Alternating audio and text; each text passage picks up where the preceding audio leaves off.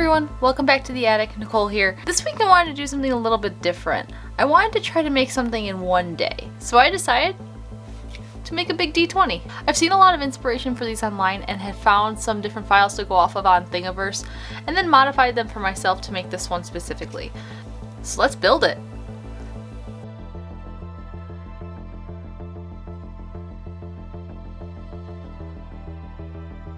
I want to say thank you to all of our patrons out there, especially the super fans. Because of all of you guys, we're able to keep the lights on here at One Geeks Craft, so I want to thank you very much for your monthly patronage. If you want to join us over on Patreon, you get access to all of our laser files, so feel free to check out the link in the description if you'd like to support us monthly.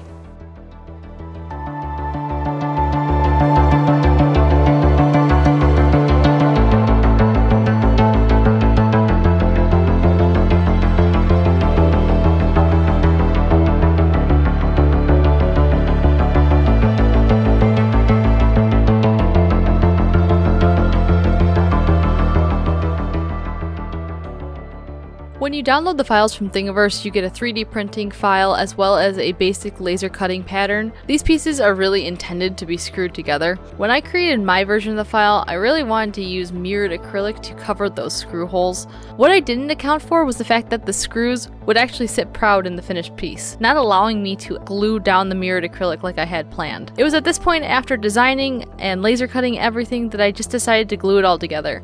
It's not the ideal way to make this piece, but sometimes you just gotta wing it.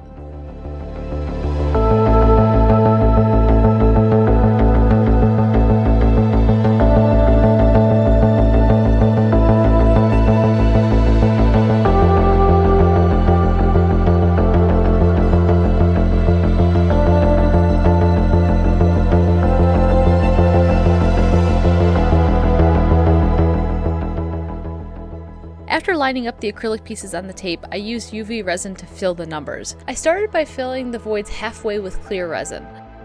After that layer cured, I added some blue pigment powder to the resin and filled the voids again. The reason I did this is because pigmented UV resin is very difficult to cure. The pigment does not allow light to get all the way down to the lowest layer, so you have to work in sections. I knew I was going to be filling an 1/8 inch thick area, so instead of wasting pigment powder, I used clear UV resin as a base to make it simpler on myself.